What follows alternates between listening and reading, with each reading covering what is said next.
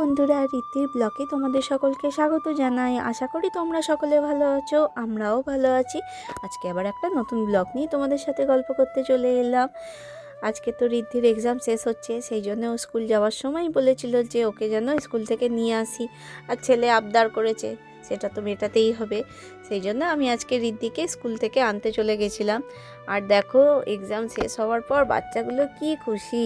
সত্যি করেই এতদিন ধরে ওদের এক্সাম চলছিল, ওরাও একটু রিলিফ পেলো, তার সাথে আমরা মাগুলোও একটু শান্তি পেলাম আপাতত। কারণ হচ্ছে যে ওরা যা পরীক্ষা দেয় তার থেকে টেনশান তো বেশি আমাদের হয়। তো যাই হোক, আমরা আজকে বেশ প্যারেন্টসরা মিলে খুব এনজয় করেছিলাম। বাচ্চাগুলোও খুব মজা করেছে, খেলাধুলা করেছে। আর ঋদ্ধি তো বলেছিল যে ওদের স্কুলের ক্যান্টিনে খাওয়াতে, সেই জন্য ওকে একটু খাইয়েও ছিলাম।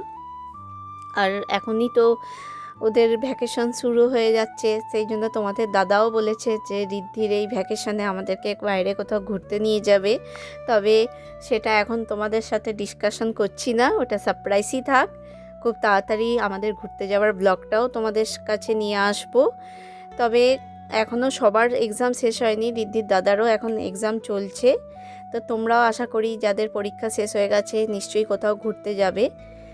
আর কালকে তো দোল পূর্ণিমা, সকলকে জানাই দোল পূর্ণিমার অনেক অনেক শুভেচ্ছা ও অভিনন্দন। কালকের দিনটা তোমাদের খুব ভালো করে কাটাও। আর আমার ব্লগটা কেমন লাগলো অবশ্যই কমেন্ট করে জানিও। টাটা।